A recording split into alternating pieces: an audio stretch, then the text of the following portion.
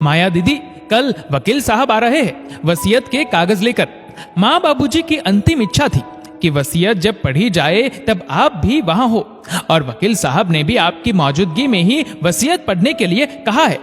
कल आप जरूर आ जाना दीदी, माया जी के भाई अशोक जी ने कहा। उधर से माया जी ने केवल हाँ बोलकर फोन रख दिया। माया जी की माँ पहले ही इस दुनिया से जा चुकी थी और अभी महीने भर पहले उनके बाबूजी का भी देहांत हो गया था।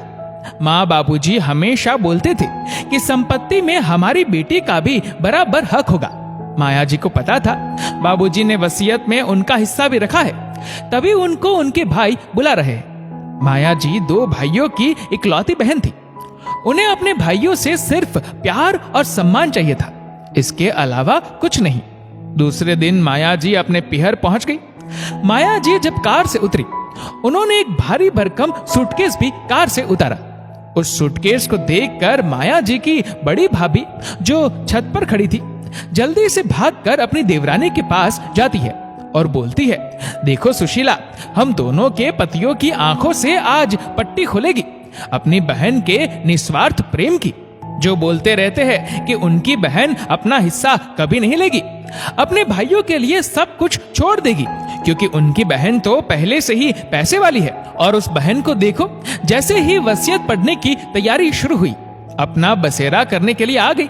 आज तक कभी इतना बड़ा सूटकेस नहीं देखा मैंने तो दीदी के पास। दोनों देवरानी जेठानी बातें कर रही थी, तभी अशोक जी आवाज लगाते हैं, अरे बातें बाद में करना, दीदी आई है, पहले चाय बनाओ। दोनों दीदी के बुझे मन से पैर छूकर चाय बनाने चली गई। अशोक जी और उनके छोटे भाई के मन में भी दीदी के साथ आया ये सूटकेस हलचल पैदा कर रहा था। कहीं उनकी दीदी के मन में वसीयत का लालच तो नहीं आ गया? दीदी इस मकान पर अपना हक जमाने तो नहीं आ गई है? माया जी अपने भाइयों से बोलती है कि मैं थोड़ी देर घर की दूसरी मंजिल पर जाना चाहती हूँ, जहाँ माँ बाबूजी का कमरा था। उधर रसोई में दोनों देवरानी जेठानी का ध्यान चाय बनाने में कम और माया जी की बातों पर ज्यादा था। जैसे ही माया जी दूसरी मंजिल पर गई, दोनों अपने पतियों से बातें करने लगी। देख लिया अपनी प्यारी बहन को, अरे चाहे कोई कितना ही पैसे वाला हो, अपना हक नहीं छोड़ता। बड़े आए अपनी बहन की दिलदारी की बातें करने वाले। आपकी बहन को कोई फर्क नहीं पड़ता कि उनके भाई कम पैसे वाले हैं तो मैं तो अपना हिस्सा ना लूं, कम से कम अपने भाइयों की मदद करूं। पर नहीं, आ गई महारानी जी अपना हिस्सा लेने, एक फोन करते ही। उधर माया जी अपने माँ बाबूजी की बनाई उस हवेली को जी भर कर निहार रही थी। अपने बचपन के उन प्यार भरे हुए किस्सों को याद कर रही थी। अपने भाइयों के साथ बिता हुआ पूरा बचपन माया जी की आंखों में कैद हो गया था। माया जी घूमते घूमते झूले के पास आ जाती है। ये झूला उनके घर का दिल था। तीनों भाई बहन अपनी माँ के साथ झूले पर कितनी मस्ती करते थे। माँ से बालों में मालिश कराना हो, खाना खाना हो, दूध के गिलास से बचने के लिए झूले के चारों तरफ चक्कर लगाना हो, तीनों भाई बहनों का झूले पर बैठकर खेलना हो, ये सब माया जी को जैसे कल की बातें लग रही थी। ऐसे सोचते सोचते माया जी झूले पर आकर बैठ जाती है। तभी उनके भाई और भाभी भी आ जाते हैं चाय लेकर। माया जी बोलती है, भैया झूले पर बैठो, अपने पुराने दिनों को याद करते हैं। और तीनों भाई बहन झूले पर बैठते हैं। सचमुच में माया जी को वह पुराना सुकून वापस मिल गया था। तभी वकील साहब आ जाते हैं और वह वसीयतनामा पढ़ते हैं। उसमें तीनों भाई बहनों के बीच संपत्ति का बराबर बंटवारा होता है। माया जी बोलती है, भैया मुझको तो ये एक झूले के पास वाली दीवार दे दो। माया जी के भाई थोड़ी अचंभित हो जाते हैं कि एक दीवार लेकर दीदी क्या करेगी। माया जी अपना सूटकेस मंगवाती है और उसको खोलती है। सूटकेस में से माया जी के बचपन की, उनके माँ बाबूजी और भाइयों के साथ बिताए हुए खूबसूरत लम्हों की खूबसूरत फ्रेम में सजी हुई तस्वीरें थी।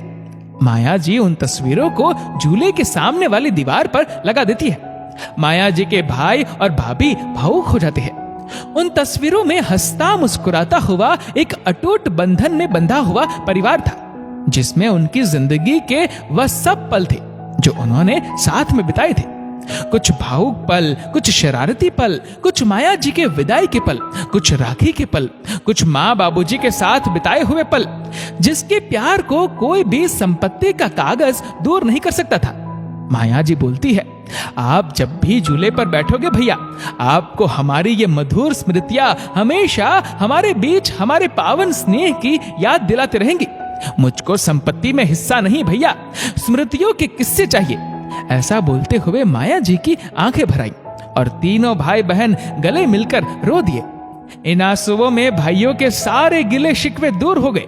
अब इन आंखों में सिर्फ और सिर्फ सुंदर स्मृतियां का बसेरा रहेगा। माया जी की दोनों भाभियों अब अपनी सोच पर शर्मिंदा थी। आज उनके अंतर मन में भी अपनी ननद के प्रति प्यार और सम्मान की स्मृति का डेरा था। माया जी जब घर से विदा लेती है तो उनके भाई और भाभी बोलते हैं, दीदी ये मधुर स्मृतियां हम लोगों को देने के लिए आपका बहुत बहुत शुक्रिया। और नम आंखों से माया जी को विदा देते हैं और बोलते, हमेशा इन यादों को ताजा करने के लिए आते रहना दीदी।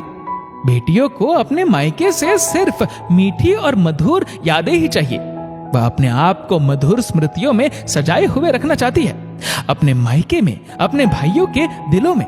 दोस्तों, इस वीडियो को लेकर आपकी क्या राय है नीचे कमेंट करके जरूर बताएगा। और अगर आपको वीडियो अच्छा लगा हो तो वीडियो को लाइक करेगा, शेयर करेगा ज्यादा से ज्यादा लोगों तक। और ऐसे ही और भी इंस्पिरेशनल वीडियोस के लिए सब्सक्राइब करें हमारे यूट्यूब चैनल को और फेसबुक पर फॉलो करें हमारे पेज को। धन्यवाद।